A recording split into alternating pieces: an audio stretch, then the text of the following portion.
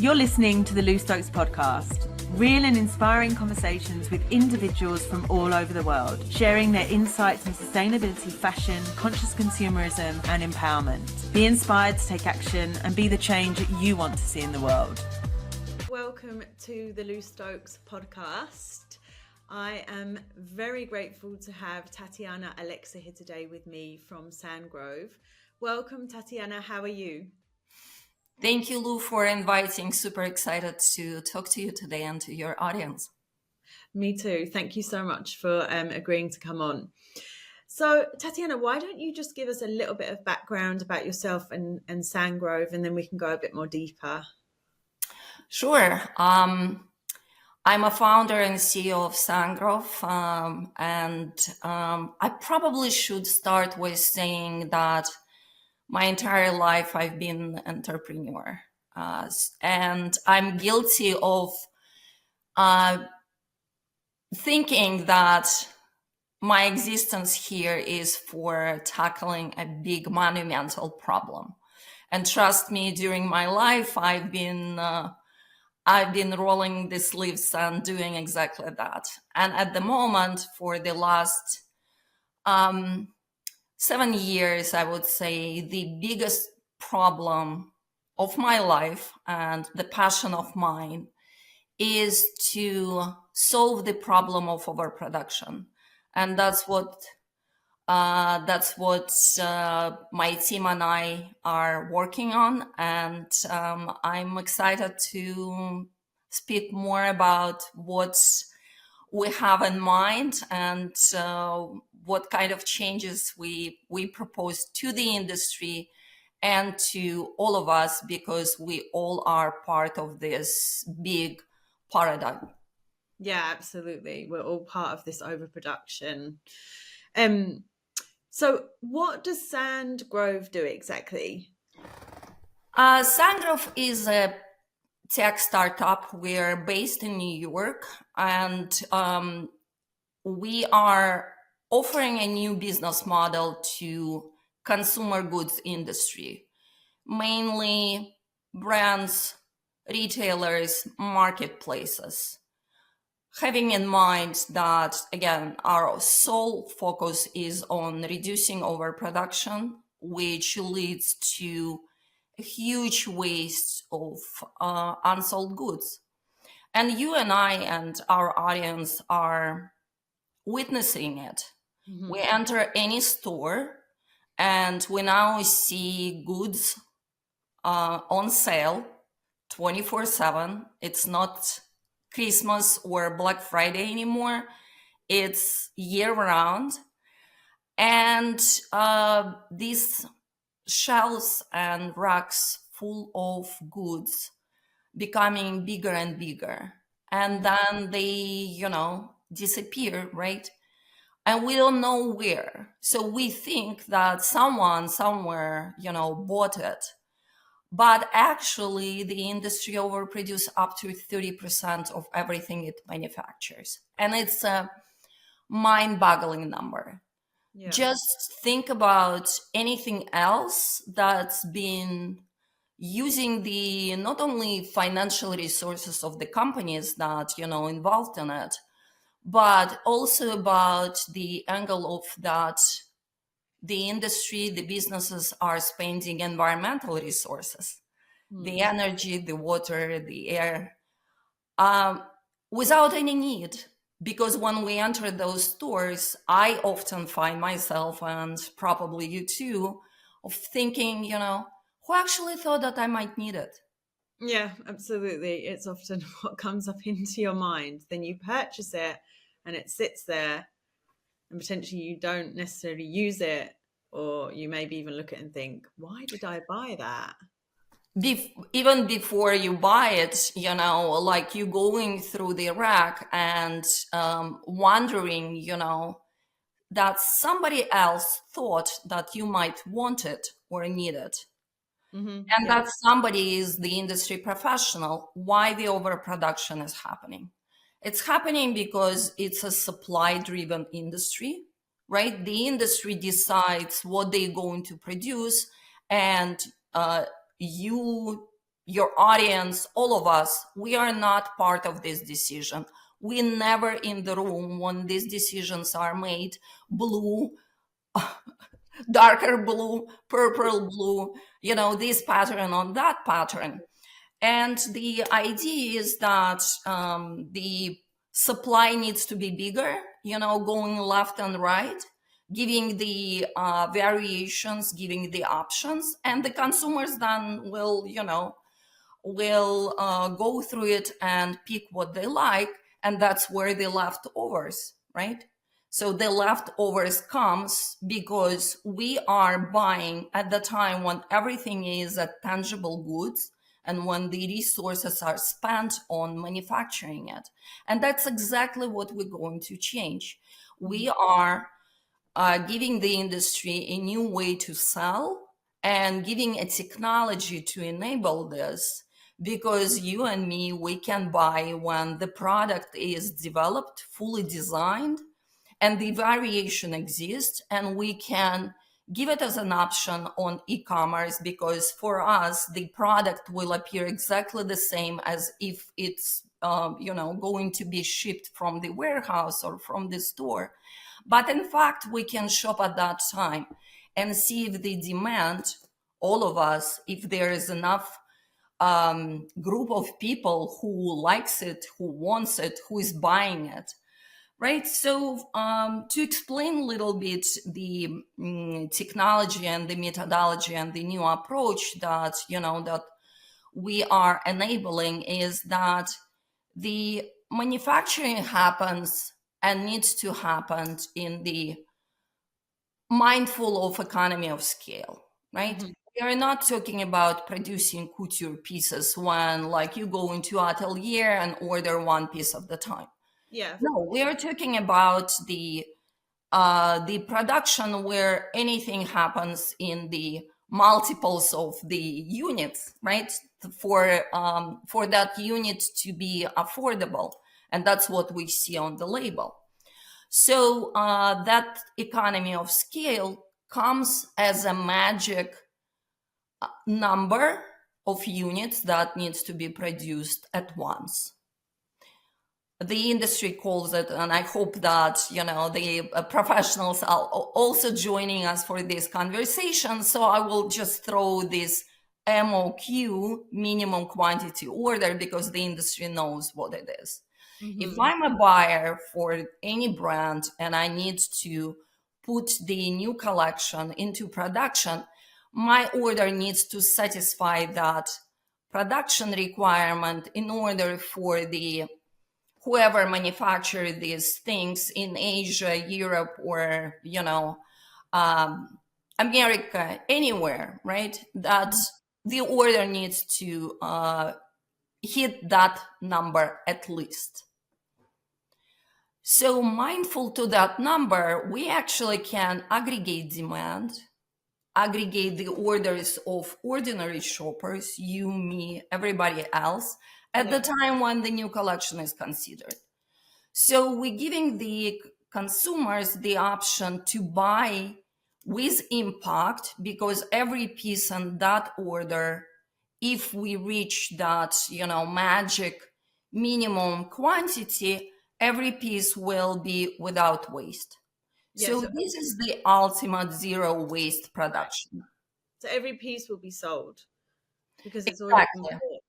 And if we didn't sell it within the limited time this offer is available, then this is the future unsold inventory. This is future so-called dead stock that every brand you shop, every retailer you enter is guilty of. Yeah. We as a consumer just not aware. We think that there is a magic Africa, third world, another planet, that someone is, wearing it or using it after our rejects, where in fact it goes straight to landfill, unused, unworn, totally new things that everyone, us, our environment was spent on that production. Yeah, absolutely. I have a friend who works in a brand, and she's told me that they're sitting on £1 million of dead stock. Absolutely. Wow. Yeah. And I'm super grateful, and I'm glad that I'm speaking predominantly to European community now, thanks to your podcast, because actually Europe and European Union are leading the way to uncover that story that has been a kind of like elephant in the room for so Mm. long, right? Yeah, yeah, absolutely. Lots of laws are coming out. I think this year we're going to see a lot more regulations coming out. Also see a lot of European brands shifting into more circular business models as well, like incorporating rental, repair, restoration services. So yeah, it's definitely shifting here for sure. In some countries more than others. But again, I think as well it has a lot to do with consumer demand. And I think the more consumers become aware of what's really going on, because a lot of consumers, they don't have any idea. Like you said, they see the clothes in the store and then they think, oh, it must go somewhere, but maybe they'd never really thought much more of it. But it's like, where does this stuff really go, and the impact that these goods have had already on the environment, and also social impacts as well. um Right. I'm glad that you're mentioning that other things in sustainability that is, at least at the moment, and I call it sustainability 1.0, where people were mostly focused on the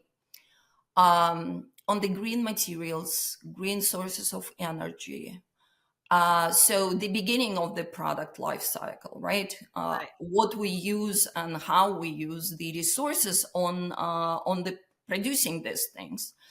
And unfortunately, because these greener materials are more costly, it Mm. gave this sustainability 1.0 the kind of like a notion that sustainability is more expensive, Yeah, right? absolutely. So if you're a consumer, you are under umbrella that if I want to make a sustainable choices, I need to pay more, Yeah. right? What we are doing is actually opening a completely new page, sustainability 2.0, where sustainability is not more expensive. In fact, if we help the industry to figure out what we want and what we need before production happens by offering our patience in receiving the goods, Yeah. but doing it in a mindful, responsible way, that actually the cost of the production of the unit goes down. Yeah, Because yeah. you know what? Everything that is unsold in those stores, every time you and I and anybody else paying at the cashier, we are covering the cost of those goods. Even if we never touch it, we never Right. looked at it, you know, but they are part of that price that we pay for the goods that we actually wear. So by minimizing that waste, we actually becoming an active participant Hmm. in something that is not more costly. It's a new approach that is bringing the cost of the production down by reducing the sheer volume of production, by filtering out, preventing from happening design, products, patterns, flavors, you name it, right? Because it's not only fashion, it's anything that we consume, by Mm. filtering out in a preventive way and saving the environmental resources. And I want to also mention that we as a technology can not only enable this new way of consumption, the new way of shopping, that's why we call it impact shopping, but we can also measure the impact that every purchase done this way we can measure in the ESG terms, and if the sustainability professionals are joining me and you in this conversation, I will just tell that we are able to measure in CO2e in ESG compliant terms the impact of this approach into the brands and retailers' operations, and also give that a record of impact to every consumer. What it means, every time you go online and you see a product or a campaign that is marked with impact, it's a beautiful logo. Hopefully, people will look at the resources and know what I mean. And every time the product is marked with impact and you shop this way and you buy this product when it's offered with impact, we can calculate the CO2 emission reduction thanks to you personally. Every time you shop this way, your record of impact growing.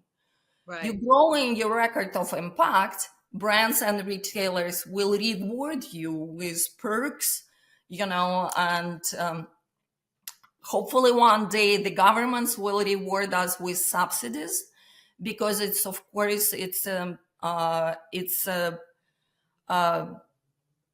to the benefit of the community, to the benefit of the society, to the benefit of the each particular country, to motivate us in doing consumption in a responsible way, buying with impact.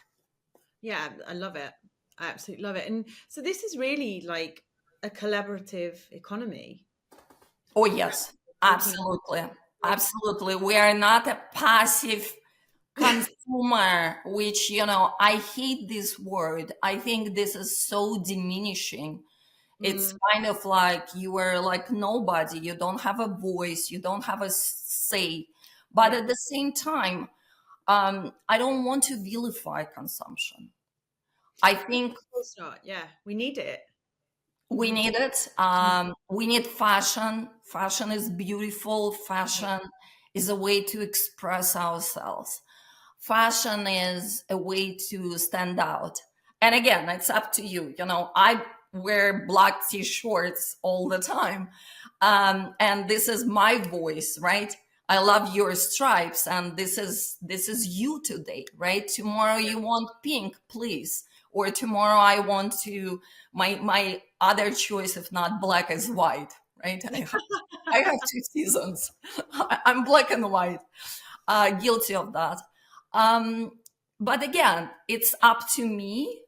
But I want to do more, right? There are brands and there are shops that I usually go. I want to help these brands to actually wave and to say, hear me out. Let me into that room. And I don't want to be, how can I say, there are other ways of like contributing in a creative way. But what if my voice is, let me help you to filter out the ugliness? Yeah, Right? like what we don't need, what none of us need. And What of us. none of us need. Yeah. Yeah, absolutely.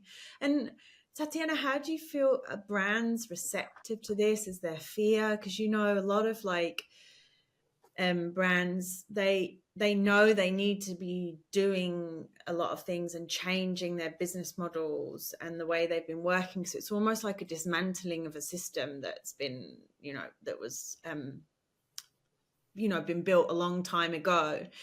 So do you find that there's fear around this change to moving to a more circular and collaborative industry?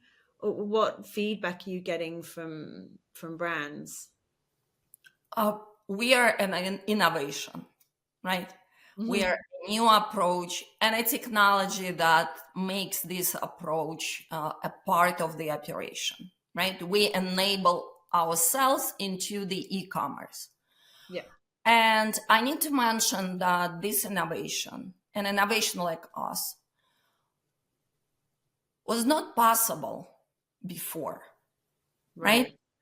People were forced to do goods and then sell because there was no digital tools and digital ways of presenting the goods.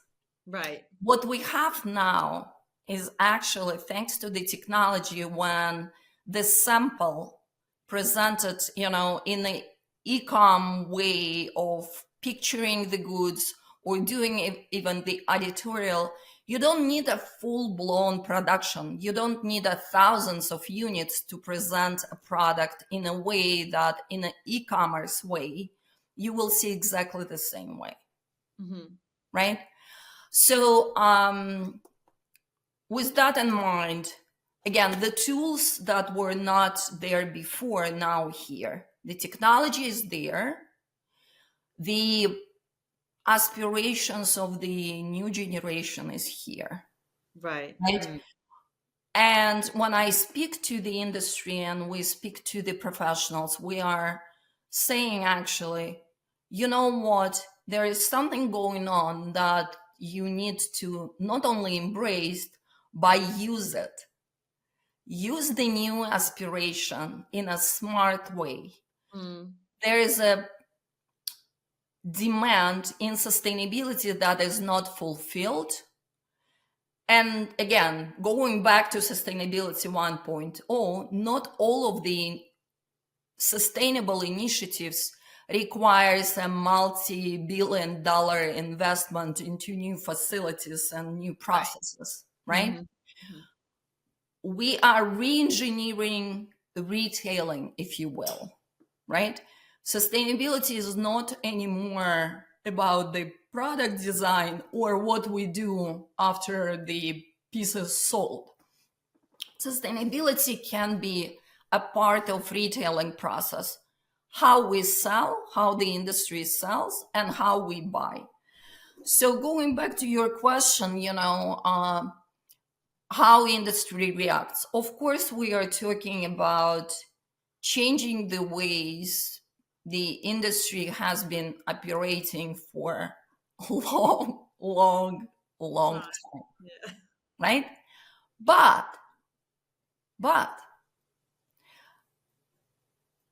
there are people who are like me thinking what we can do better. Yeah, looking for solutions. Yeah. Yes. And you know what? You mentioned fear, and fear is a great motivator to adopt new innovations and technology. And that's what the new regulation in European Union does, right? Yeah. The government is finally stepped up and said, you know what? We demand accountability.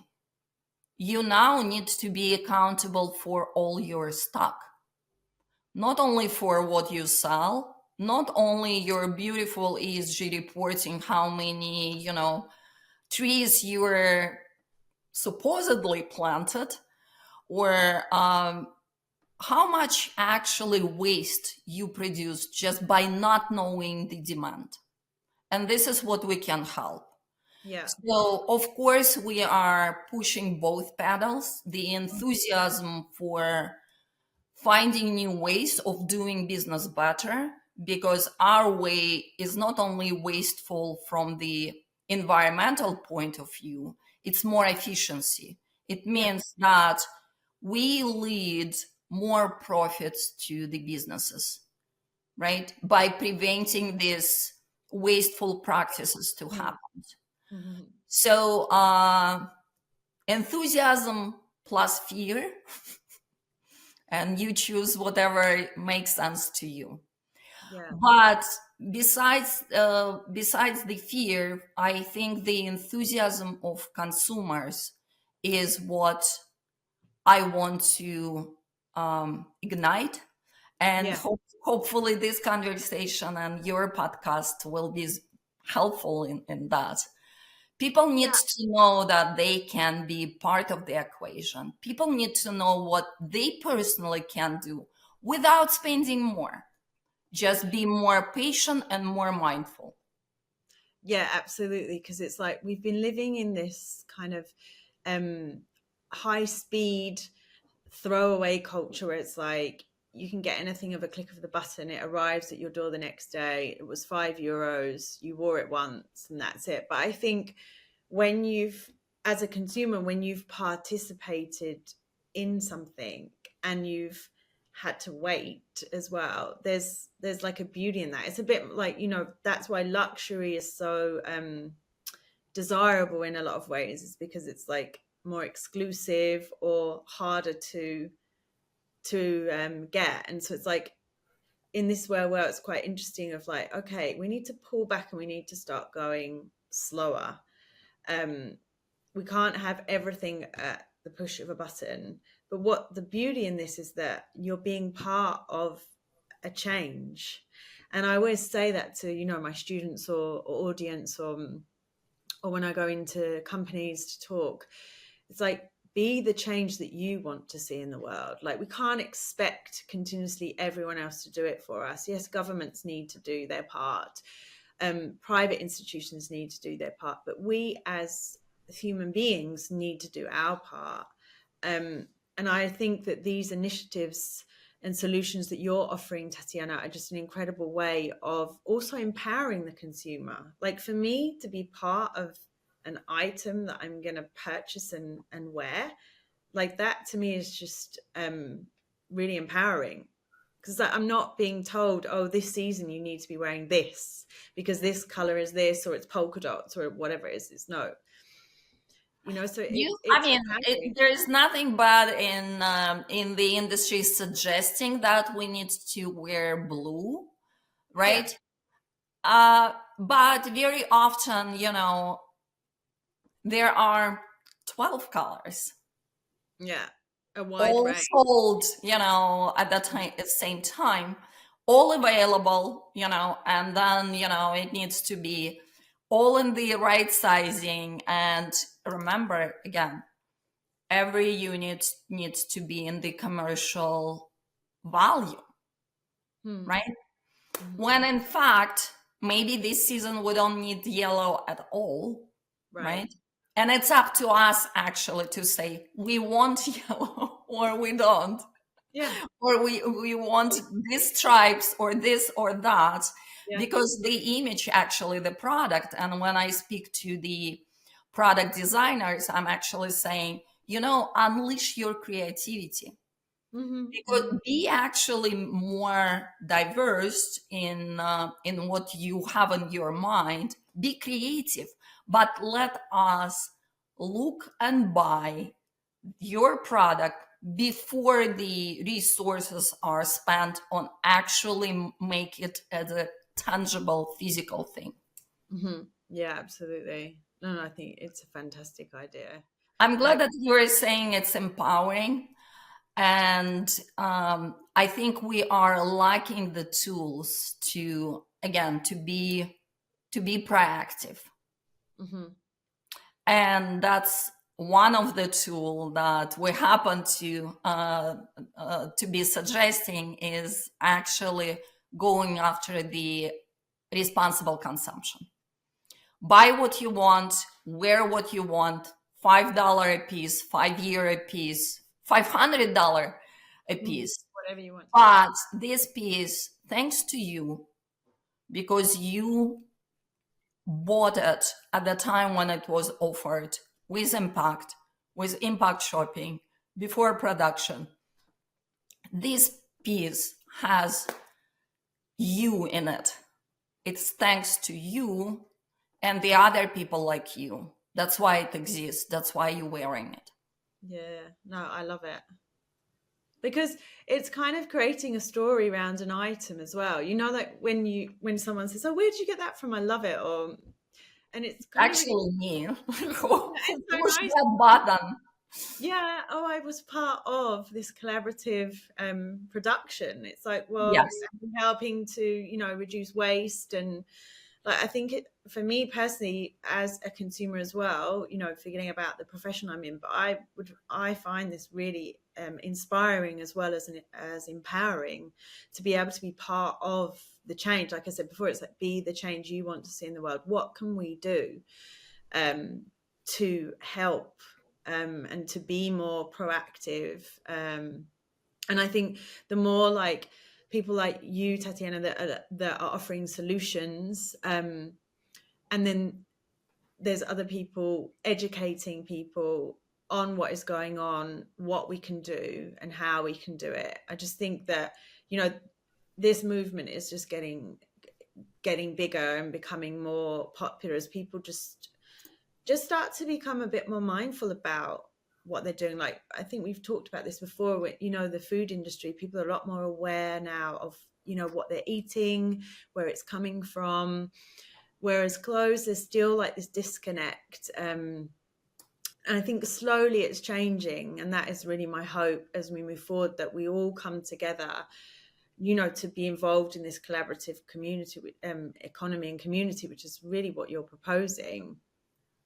Right. And interesting that you mentioned the food industry, which is the only industry that overproduces more than fashion. So actually, fashion is a second overproducer.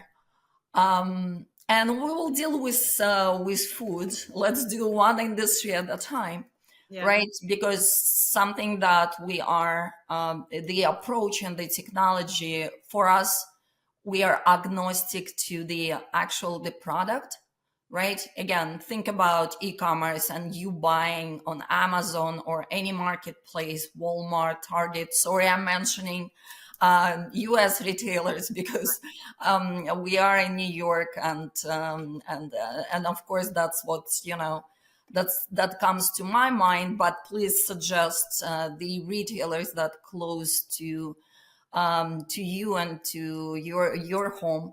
But basically, any retailer, if you buy online, that piece, again, nobody's naked.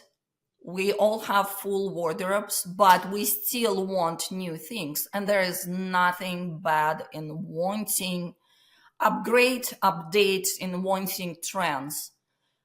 Trends and sustainability and responsible consumption can actually all come together through impact shopping. Yeah, absolutely coexist. Because like you said, it's not, and I think there's a lot of shame and guilt around sustainability as well, actually, when it comes to consumerism, because it's, you know, you mentioned before about things being more expensive, and so often people can't afford it, so they'll go to other retailers that, you know, fast fashion, because that's the only way they can purchase something new. And it's like, if we just allow people to understand what's really going on, help them understand it, and offer them options and say, actually, look, you can buy something new, but try this way. Yes. And in order to try this way, more brands and retailers need to offer the way we are suggesting and enabling. So my pitch request, I don't know, my call to action to your audience today: write to your favorite brand, whoever it is, an email, place a comment on their social media, ask for impact shopping. Can I buy your new collection with impact? This is what we all can do, because we need more brands, more retailers to adopt it, so this will be available to us. Yeah, absolutely. Amazing. So that's our homework. Yeah. This is what you can do. You personally, our dear audience, this is on you. Absolutely. A simple comment to your favorite brand that you can't wait to wear the newest creation, whatever comes from that brand. And you know that out of the new collection, there will be something that you will love. Of course. But you want to love it even more by buying it with impact, by helping this brand and that retailer to not to overproduce and only produce what we collectively, as a community, as a group, what we want and what we need. Amazing. Tatiana, thank you. I love it. Thank you so much. I have one last question for you. Sure. How do you envision the future of fashion? Oh my God, I'm lifelong optimist. So, so of course, I envision the fashion to correct its course. Mm-hmm. I envision the fashion become again more inclusive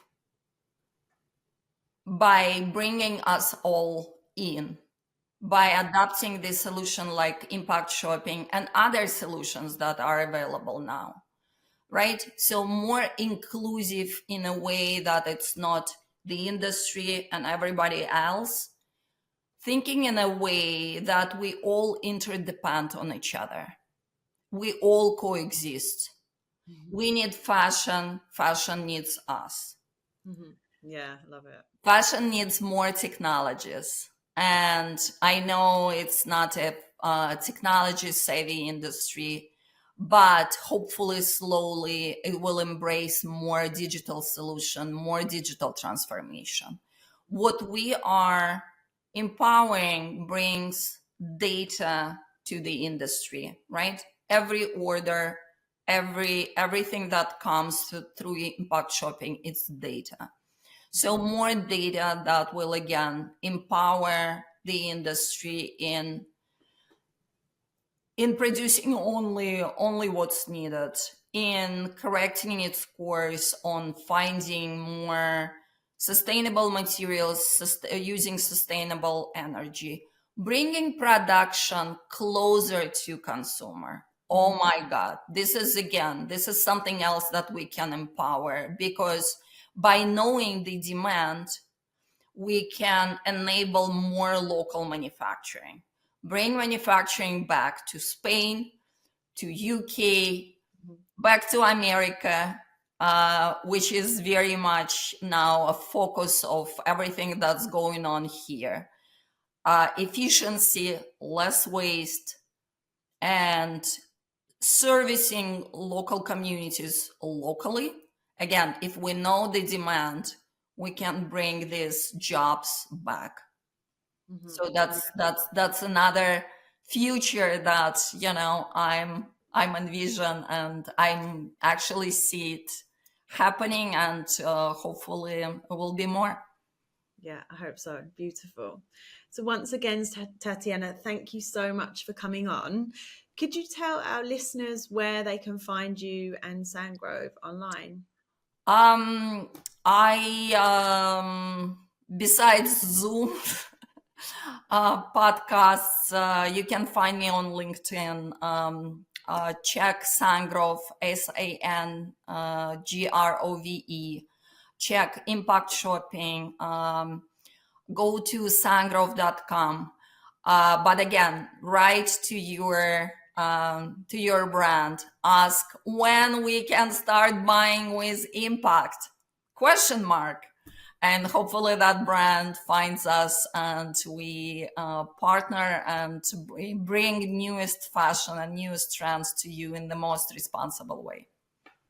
Tatiana, thank you so much. It's been an Thank you, Lou. Thank you. It was a pleasure speaking to you and to your audience. Thank you. I hope you've enjoyed this episode, and if you did, please subscribe to the Lou Stokes podcast. Rate and review in the Apple Podcasts, Spotify, or wherever you're tuning in from. I'd be so grateful. Also, check out the show notes to learn more about my guests and learn more about me on my website, www.loustokes.com. Until next time, be inspired, take action, and be the change you want to see in the world.